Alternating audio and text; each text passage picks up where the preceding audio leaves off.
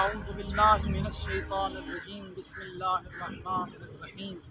کسی نے مولا سجاد علیہ السلام سے پوچھا، اے مولا، پست سوچ کون سی ہے اور بلند سوچ کون سی ہے؟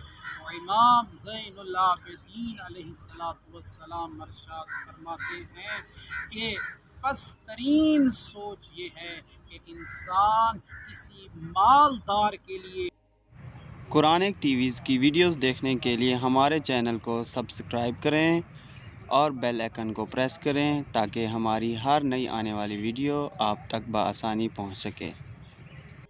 یہ خیال کرے کہ وہ بلند مقام والا ہے، اور کسی فقیر کے لیے یہ گمان کرے کہ وہ ذلیل اور پست ہے۔